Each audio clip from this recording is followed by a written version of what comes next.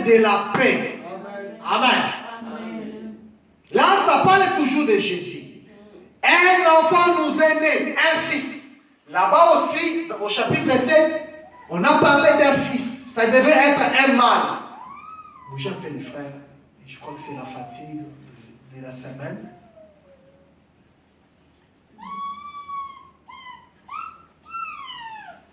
Vous pouvez vous tenir debout pour... parce que le sommeil se transmet, sinon ça va contaminer quelqu'un aussi. Quand un enfant nous est né, un fils nous est donné, et la domination reposera sur son épaule.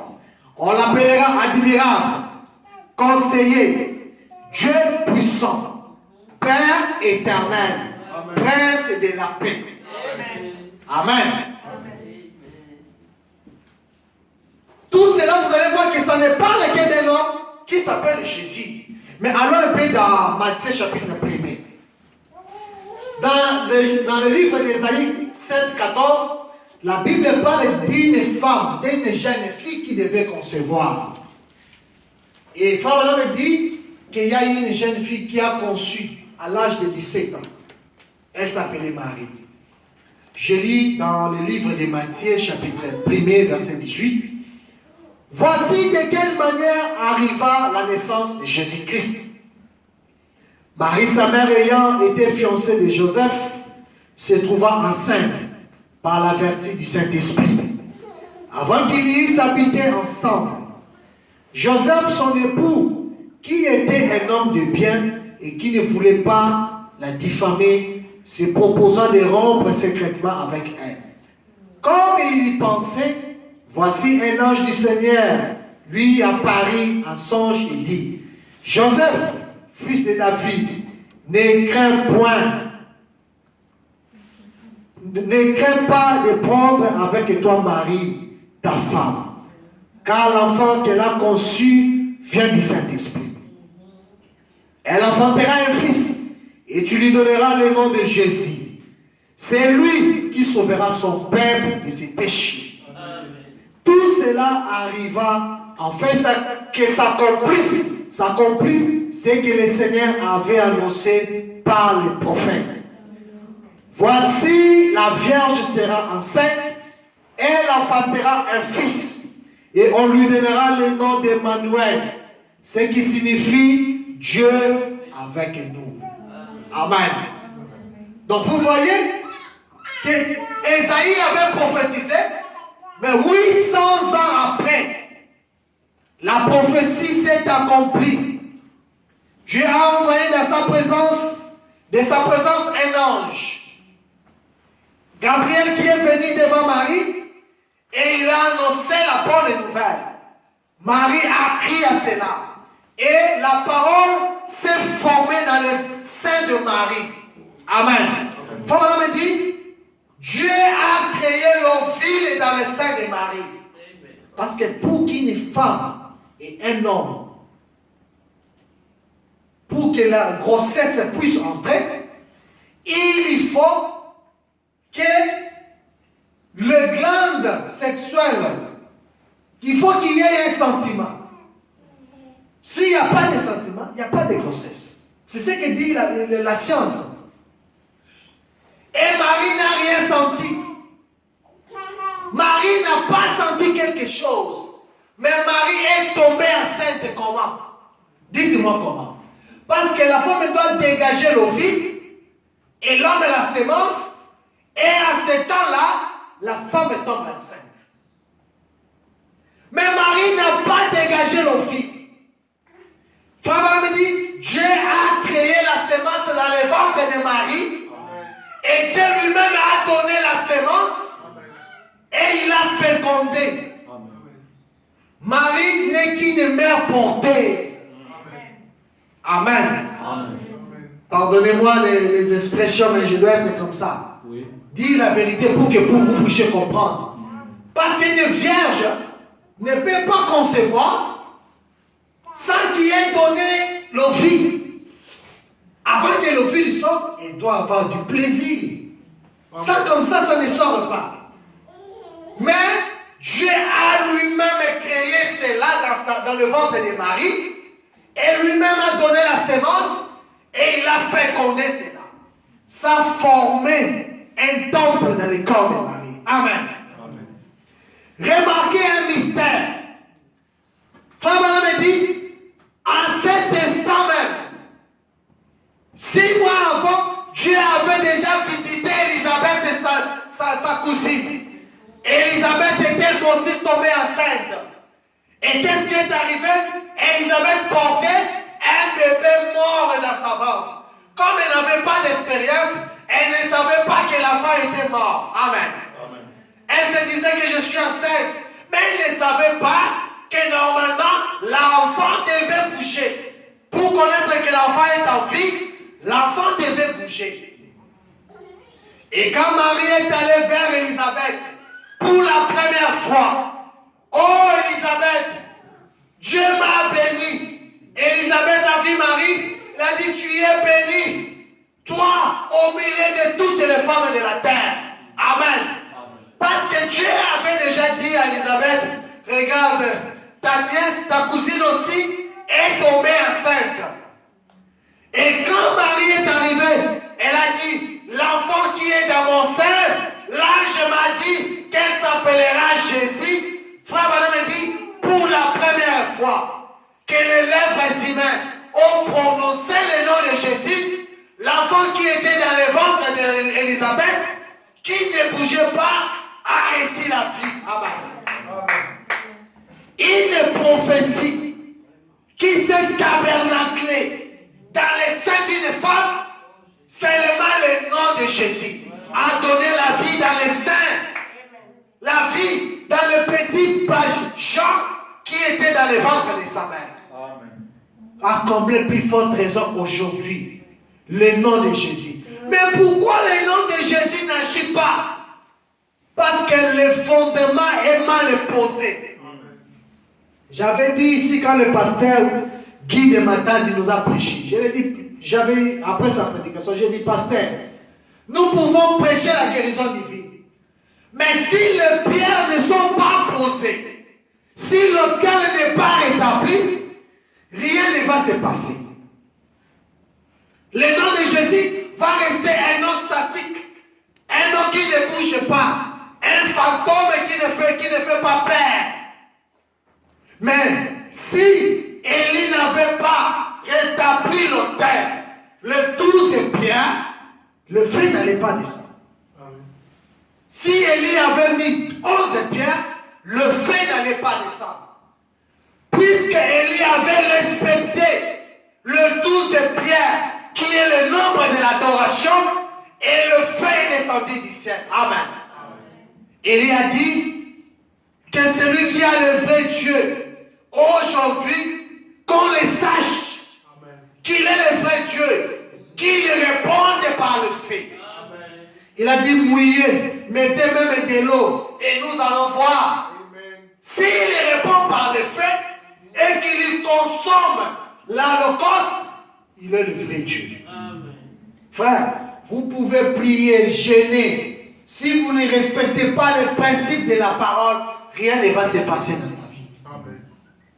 S'il y a encore un péché non confessé, s'il y a encore un problème qui te bloque quelque part, s'il y a encore une tête qui te bloque quelque part, rien ne va se passer. Nous devons d'abord rétablir l'autel. Nous devons d'abord mettre tout en ordre.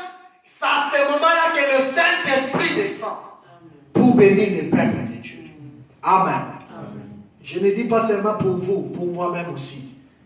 Parce que moi aussi je veux voir le Dieu de Malachi 4. Le Dieu qui était avec moi partout où je suis passé. Donc ils ont vu la colonne de feu comme ça. Donc les malades se guérissaient sans l'imposition de main. Je veux aussi voir le même Dieu ici à Istanbul. On ne peut pas rester seulement avec le Dieu des histoires. Non. Le Dieu doit être le même hier, aujourd'hui, éternellement. Amen. Amen. Amen. La guérison, c'est un petit don dans le corps. Amen. Mais le plus grand miracle, c'est quoi? C'est quand Dieu prend un pécheur et les transforme. Quand Dieu peut prendre une prostituée et la faire une fille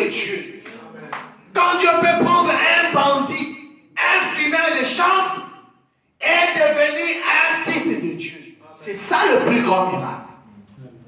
Amen. C'est frère madame qui l'a dit, c'est pas moi. Il a prêché sur la grande commission. Il dit, la grande commission aujourd'hui, ce n'est pas seulement aller prier pour les malades, mais c'est de transmettre la vie. Quelle vie? Le Saint-Esprit aux croyants, aux paysans. C'est ce qu'il dit frère madame. Je prends l'adoption partie 3. Dieu était avec nous, mais on ne connaissait pas Dieu. Il connaissait Jéhovah, le Dieu de leur père, le Dieu d'Abraham, d'Isaac et d'Israël. Quand il est venu devant Moïse, il était sous la forme d'une colonne de feu. Mais Moïse désirait voir quelqu'un. Il dit, je vais te voir. Il dit, mais tu m'as déjà vu. Non. Mais toi tu parles, tu dois être un homme. Dieu a dit à Moïse, ferme tes yeux. Il a mis la main comme ça. Il a dit, ouvre. Quand il a ouvert les yeux, il a vu le dos d'un homme. Amen. Amen. Donc Dieu était un homme. Mais dans ce temps-là, il ne pouvait pas se manifester comme un homme. Il était resté sous la forme de la lumière, sous la forme de la colonne de feu, la forme du Père Jéhovah. Frère me dit, c'était avec cette forme-là que Dieu avait créé. Il était le grand esprit qui se mouvait au-dessus des eaux. Il remplissait toute la terre. Mais pour créer, Dieu s'est confiné. Il a pris cette forme ici, la forme de la colonne de feu. C'est pour cela quand il a commencé à créer, il a dit, créons l'homme à notre image. Les gens se demandent, mais ils étaient nombreux. Oh non, il était seul. Pourquoi il peut dire créons l'homme? La femme là me dit, il était lui avec son esprit. Amen. Il s'est confiné. La Bible dit, il est le premier-né de toute la création. Amen. Le premier-né de toute la création, c'est celui-ci, le Fils. Amen. Il a pris la forme de la colonne de feu parce qu'il remplissait toute la terre. Il s'est confiné et il a commencé à créer. Paragraphe 40, adoption partie 3, page 68, paragraphe 40-41. Permettez-moi de vous illustrer ça un peu ici. Ma sœur, quand nous lisons comme ça, ce sont des prédications. Hein? Oui, le prophète a prêché, ça a été enregistré, et puis ils ont mis ça par écrit. Et nous le répétons comme les enfants d'Israël répétaient Moïse dans les synagogues. Permettez-moi de vous illustrer ça un peu ici. C'est beau. Nous faisons un retour en arrière. Je crois que j'en ai touché un mot l'autre soir, que j'en ai parlé.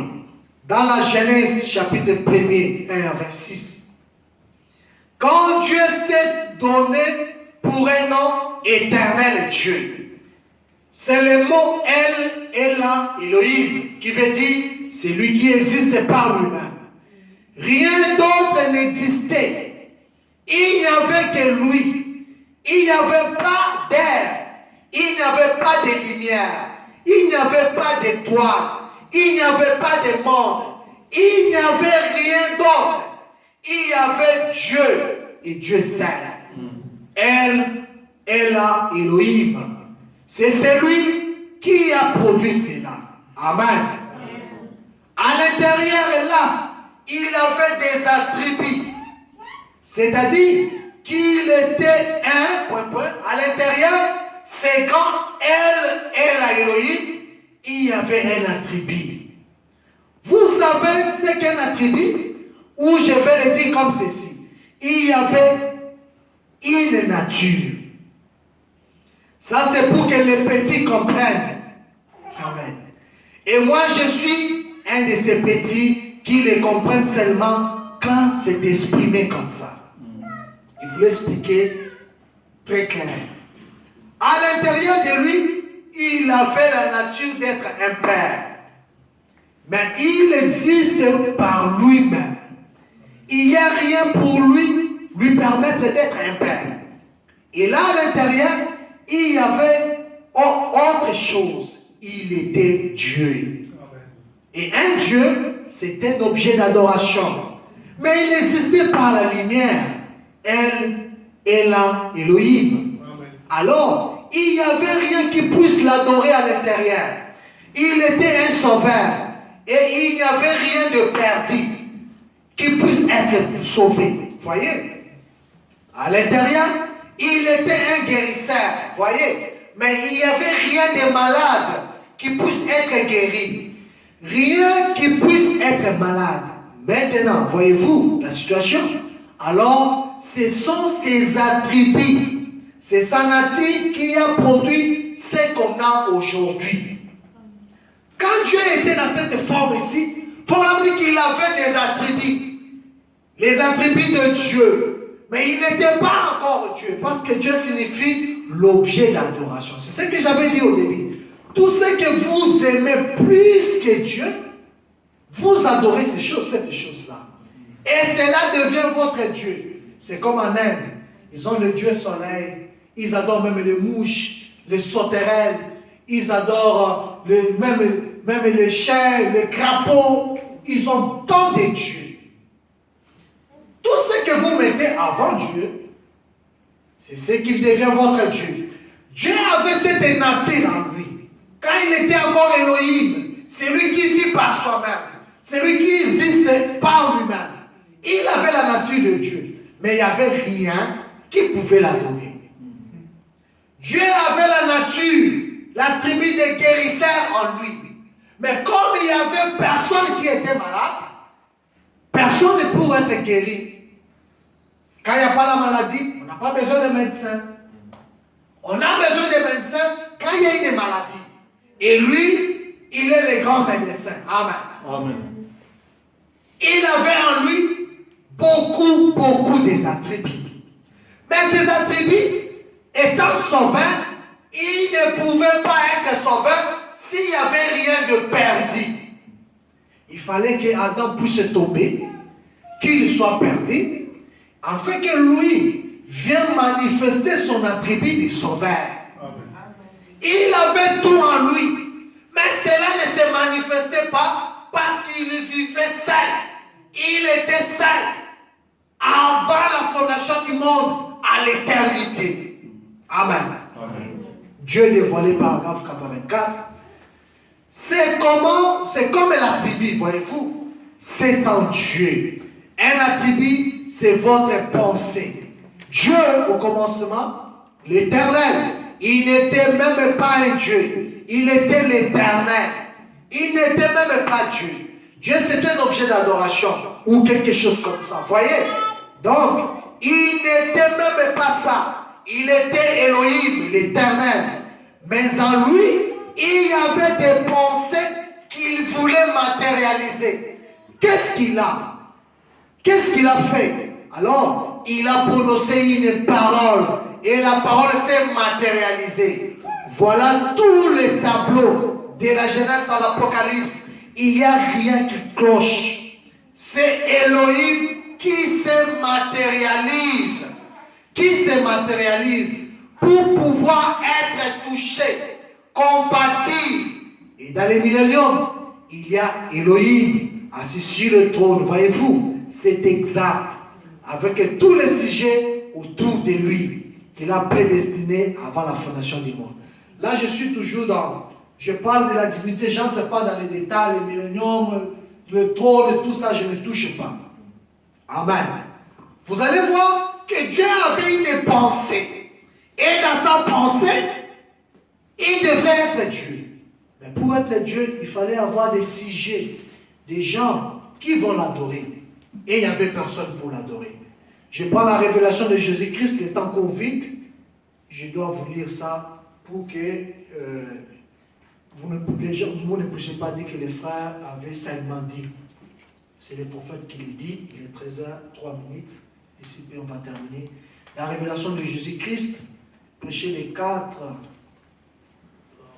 l'incarnation de Jésus-Christ. Désolé. Prêché en 1960, le 4 décembre 1960, paragraphe 183, je commence par là. Maintenant, Dieu au commencement était le grand Jéhovah qui vivait dans une colonne de feu, laquelle se tenait au-dessus d'Israël. Elle les conduisait, c'était Dieu, l'ange de l'alliance. Est-ce que vous savez que quand Israël marchait, cette colonne de feu sortait?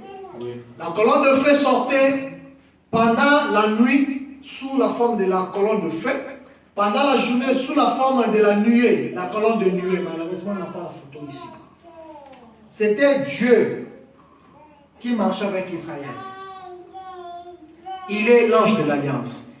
Il est descendu sur la montagne et toute la montagne s'ébrasa. Le feu jaillit de la montagne et il écrivit les 10 commandements.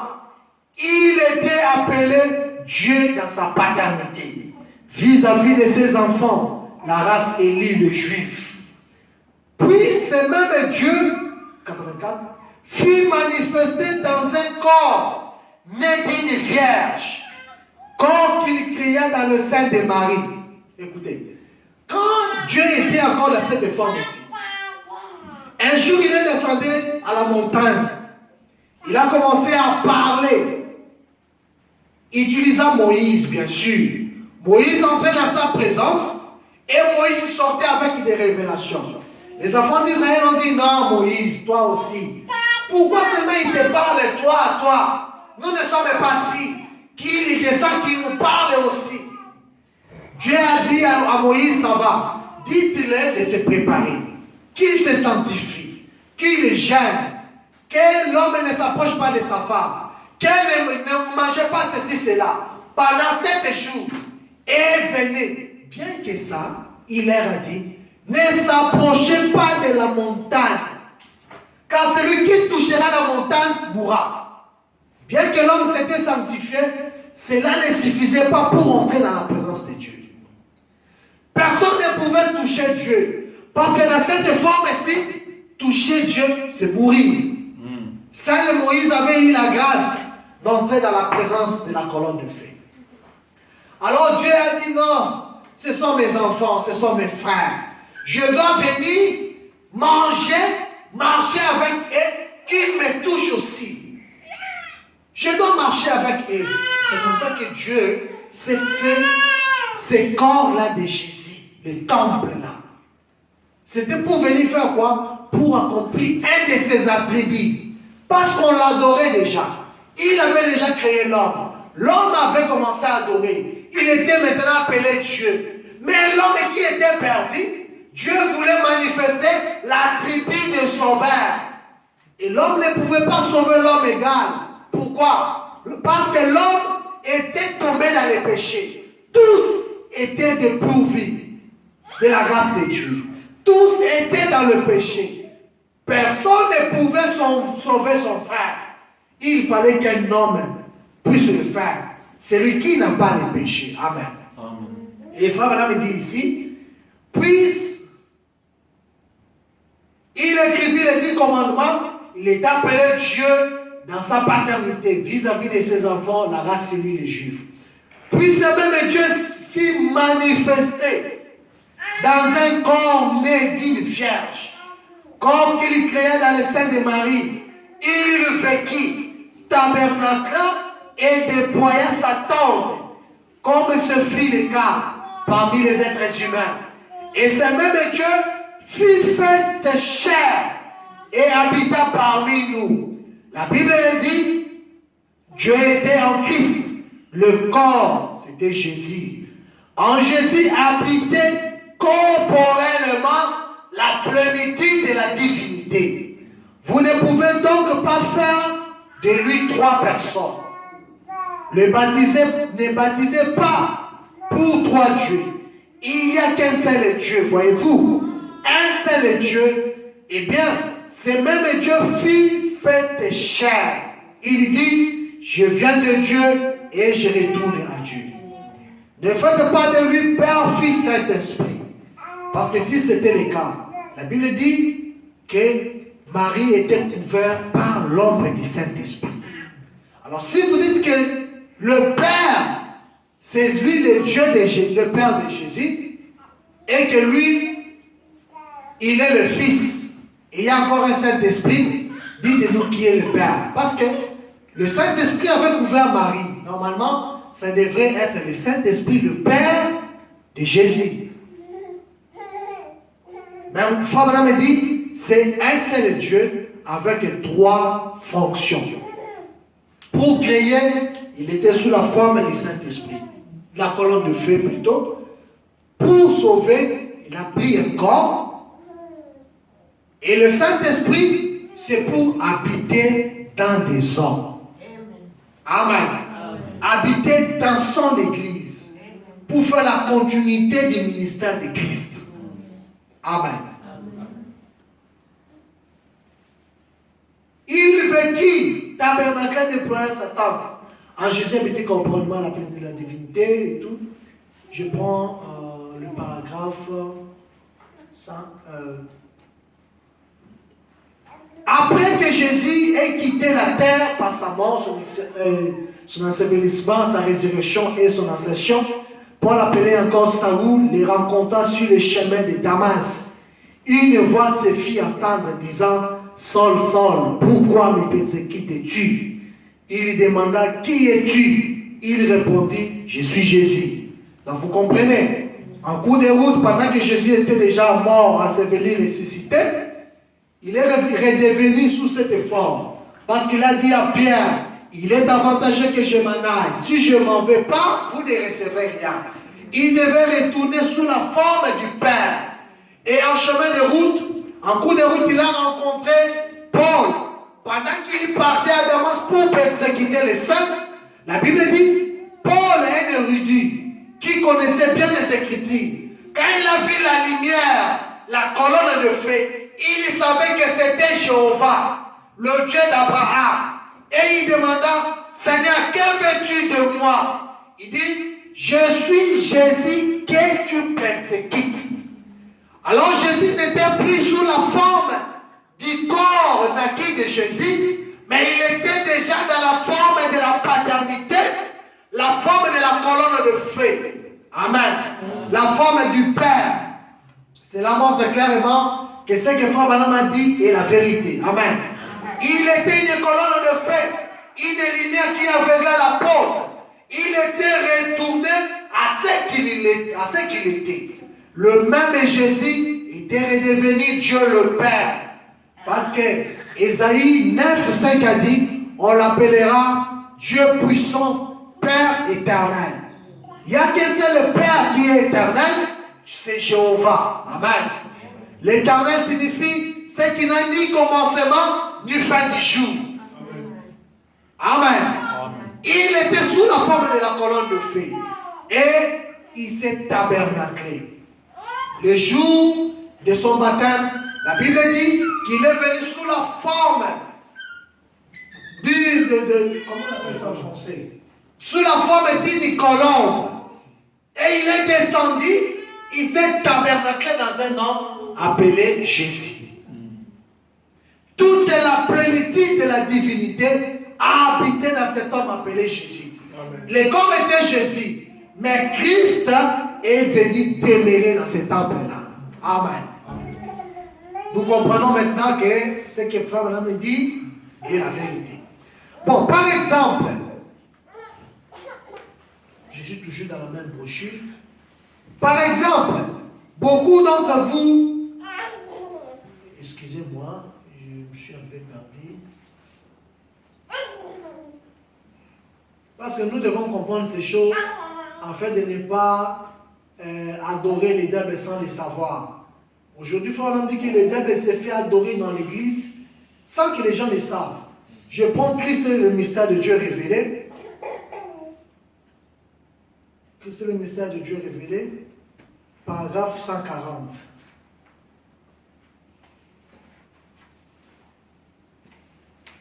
Vous allez me dire, frère, Nous connaissons déjà ces choses, c'est bien, mais il faut les rappeler. Peut-être il y a quelqu'un qui ignore ça. Alors, nous pouvons aider quelqu'un. Tu commences au paragraphe 140, Christ est le mystère de Dieu révélé, prêché le 28 juillet 1963. On dit, remarquez, Dieu a eu un triple dessein dans ses grands secrets mystères. Comme le diable aussi avait son projet, comme il avait manqué d'être adoré au ciel, quand il est descendu sur la terre, il avait le même objectif d'être adoré. Dieu aussi, dans son tour, avait un triple dessein. Quel était le dessein de Dieu? C'était de venir habiter ensemble avec l'homme. Parce que dans le jardin d'Éden, on dit, chaque soir, Dieu descendait à la fraîcheur du soir et venait communier avec son fils, Adam.